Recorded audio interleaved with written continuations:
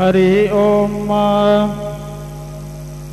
बृहस्पते अतियदर्यो अर्हाद्युमद्विभाति क्रतु मज्जनेषु यद्दीदयच्छवासरुतप्रजात तदस्मासुद्रवीणन्धे चितराम् ब्रह्मानन्दं परमसुखदं केवलं ज्ञानमूर्तिं द्वन्द्वातीतं गगनसदृशं तत्त्वमस्यादिलक्ष्यम् एकं नित्यं विमलमचलं सर्वधी साक्षिभूतं भावातीतं त्रिगुणरहितं सद्गुरुं तन्नमामि।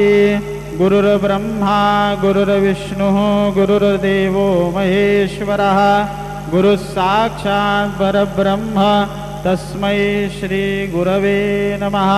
सद्गुरु साईनाथ देवताभ्यो नमः। सायं पूजनार्थे विलेपनार्थे चन्दनं समर्पयामि।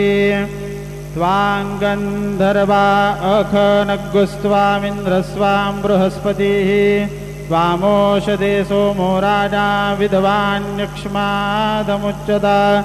विलेपनार्थे चन्दनं समर्पयामि। चन्दनस्योपरि अलङ्कारार्थे अक्षतान् समर्पयामि। कूलायिनी घृतवती पुरन्दिस्योनिसीदसदने पृथिव्याः अभितवारुदरावसवो गृणन्विमा ब्रह्मपीपिः सौभगायाश्विना धर्यो साधयतामि हत्वा। हरितरां कुङ्कुमं सकलसौभाग्यद्रव्यं समर्पयामि।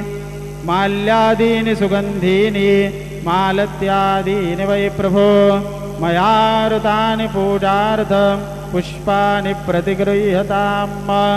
ऋतुकालोद्भवपुष्पं समर्पयामि। सायंकाले उपहारनैवेद्यं निवेदयामि।